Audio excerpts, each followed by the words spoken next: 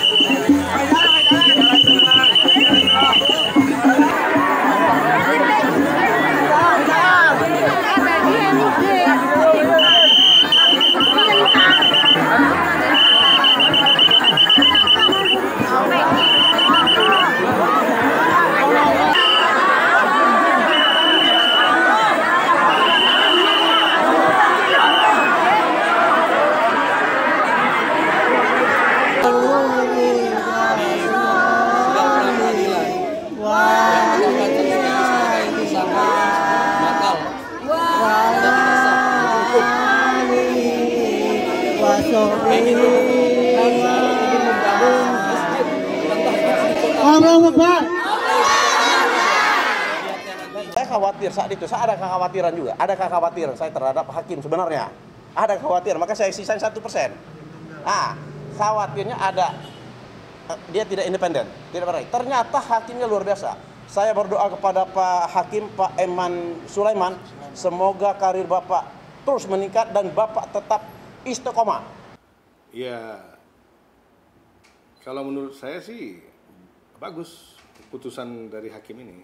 Sudah secara ini ya. Kan tidak selamanya hakim harus beropini yang sama dengan penyidik.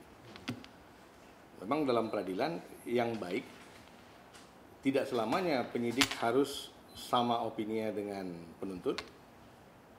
Penuntut harus sama opininya dengan yang memutuskan. Walaupun mereka tiga dalam serangkai, tapi dalam peradilan yang baik, tidak selamanya mereka itu harus beropini yang sama. Jadi pada saat contohnya kayak kasus Peggy ini, apabila hakimnya beropini yang sama dengan penyidik dan ternyata si terdakwa tidak bersalah atau si tersangka tidak bersalah, kan kasihan anak orang.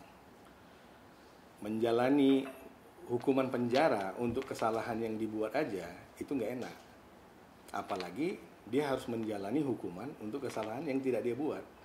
Kan seperti dikebiri kemanusiaan itu. Ya, kita bicara hukum kan hukum dan HAM. Hukum tidak boleh luput dari HAM, yaitu hak asasi manusia.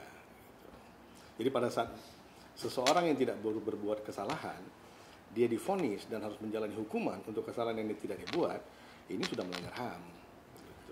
Kita tidak mengintervensi penyidik dan kita tidak mendukung hakim. Tapi ini kita jadikan sebagai barang contoh di mana pada saat penyidik menangkap seseorang, itu tidak selamanya dia itu harus dipenuhin berkasnya oleh jaksa atau penuntut umum. Dan pada saat dia dipenuhin berkasnya oleh penuntut umum, dilimpahkan ke pengadilan, juga tidak selamanya seorang hakim harus memutuskan dia itu bersalah, sama seperti dengan pendapat dua elemen yang ada sebelumnya. Jadi hakim punya kebebasan sendiri, sama dengan kejaksaan punya kebebasan sendiri, dan polisi juga punya wewenang sendiri. Kalau memang seseorang tidak bersalah, kenapa harus dibuat jadi tersangka? Harus ibaratkan dalam ujian esai, they must fill the blank. Mereka harus mengisi kekosongan itu. Jadi kalau memang menurut crime instinct para penyidik Polda Jabar, mereka tetap confident dengan Peggy yang ini adalah orang yang melakukan hal itu hari itu, silakan keluarkan aja sprindik yang baru, panggil lagi atau tangkap lagi.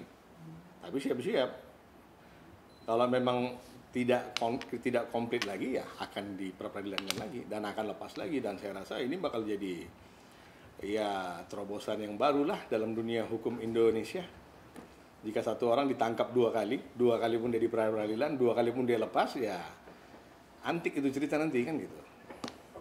Jadi terkait mereka-mereka yang sudah divonis, nah saya nggak tahu nih, saya bukan penyidik ya, tapi dari pandangan kita terkait mereka-mereka yang sudah divonis, apabila mereka yang tahu kan hanya dirinya dan Tuhannya, manusia boleh berasumsi, tapi kan belum tentu 100%. Yang namanya semuanya kan berdasarkan keyakinan. Keyakinan seseorang sedalam apa, sejauh apa. Pada saat seseorang meyakini seseorang berbuat salah, kan belum tentu selamanya orang itu bersalah. Ya, ajas praduga tak bersalah juga kan ada. Ya. Jadi kalau dibilang terkait mereka-mereka yang sudah divonis, ada berapa orang? 9 ya? 8 ya? 8. Ada 8 orang. Ya, apabila mereka merasa mereka tidak melakukan kesalahan itu, ya silakan PK saja. Mereka tidak bersalah. Tetapi karena ini sudah diputus oleh pengadilan, kan udah putus pengadilan nih, sampai ke Mahkamah Agung segala macam, dia tetap dinyatakan bersalah, ya sudah. Bagaimana caranya? Ya PK. PK itu aja. Saya siap membantu. Kalau memang mereka minta bantu sama saya siap bantu. Mungkin banyak ya, tidak semua orang yang ditangkap. Ya, ini kita bicara frank aja ya. Gitu. Saya sebagai seorang praktisi hukum pidana, saya kan banyak bersentuhan dengan masalah-masalah seperti ini ya. Gitu. Mungkin tidak semua orang yang ditangkap dan yang ditersangkakan itu selamanya 100% dia itu bersalah. Tapi mungkin karena ada faktor A dan B, dia harus ditersangkakan dan dia ditahan. Nah, sekarang coba kita bayangkan aja, apabila di kasus seorang Peggy Setiawan ini, ya Peggy Setiawan namanya ya, terkait Peggy Setiawan ini aja, andai kata, ya, gue lihat ya Peggy, gue nggak mengukur deh gitu. Gue lihat Peggy juga kan mungkin ya bukan dari latar belakang yang beton ya gitu.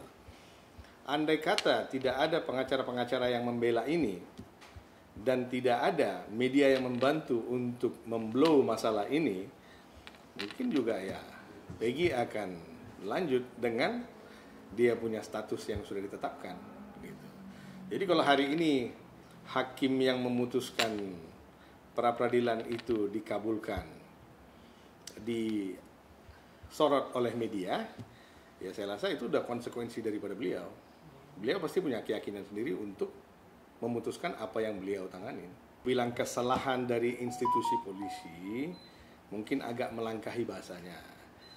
Jadi setiap orang yang ditersangkakan itu boleh memilih jalur pra peradilan, ya kan? Sekarang masalahnya berapa orang yang mampu dan sanggup untuk menempuh jalur pra peradilan? Ya, ya kita bilang seperti Peggy. Ya saya rasa pengacara-pengacaranya sangat mendukung dia, walaupun mungkin dibayar atau tidak bayar, mereka membantu dia. Gitu. Ya sebenarnya polisi itu sih baik ya. Cuma mungkin ada beberapa oknum yang membuat kesalahan berdasarkan karena alasan ya kalau boleh dibilang begini deh, gue bilang kasih kode gaulnya aja kan gitu. Mungkin karena faktor A dan mungkin karena faktor B. Mungkin karena alasan dari bawah dan mungkin karena alasan dari atas. Nah sekarang kalau kita mau menyalahkan kepolisian saja dalam satu kasus ini, saya juga kurang setuju. Karena ini mumpung satu perkara yang berhasil dipatahkan ketersangkaannya dalam jalur peradilan. Nah, bagaimana tersangka-tersangka lain yang mungkin dia tidak bersalah, tapi dia itu lanjut ke penuntutan dan dia divonis dan dia harus menjalankan hukumannya berdasarkan kesalahan yang tidak dia lakukan. Itu kan neraka dunia. Ya. Jadi 1000 orang yang bersalah apabila lepas dari jeratan, itu mungkin ya smartness daripada lawyer dan pembela. Tapi kalau seseorang yang tidak bersalah harus menjalani hukuman untuk kesalahan yang dia nggak buat, ya itu bagi saya itu neraka dunia. Udah, gitu. Dia nggak usah mati dan dia nggak usah pergi ke atas baru dia menjadi neraka atau surga kan gitu. Di dunia aja dia sudah merasakan itu. Gitu. Kembalikan kepada klien saya. Ya kalau saya pribadi menjadi kliennya beliau, ya saya mungkin ya sepenuhnya saya kembalikan. Kalau dia bilang mau tuntut, ya kita harus tuntut, ya kan? Dan kalau dia bilang istilah dia mau ikhlas dan legowo, ya silakan gitu. nggak ada masalah juga. Yang jelas kan ini udah menjadi pembelajaran yang luas bagi masyarakat. Jadi jangan hanya kepolisian saja yang dikotakin dalam cerita ini gitu. Jadi pesan saya ya kalau boleh disampaikan sebagai seorang junior praktisi ya kepada Bapak Kapolri, kepala Bapak Kejaksaan Agung, kepada Bapak Ketua Mahkamah Agung. Kalau boleh ada laporan-laporan dari masyarakat terkait dengan pelanggaran-pelanggaran dari level paling bawah, walaupun sampai ke level paling atas, ya agak lebih diberikan prioritas dan waktu luang lah untuk membaca laporan-laporan itu. Karena bukan cuma satu ini, mungkin banyak yang menjadi korban daripada praktek hukum yang tidak sewajarnya. Jadi, ya apa gunanya kita dibilang negara sudah merdeka, apabila seseorang itu masih bisa dijajah dengan nama hukum, apalagi dengan ketransparansiannya.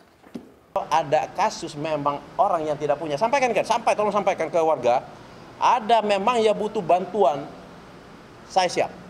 Walaupun biaya dari saya sendiri, dia tidak saya pungut biaya.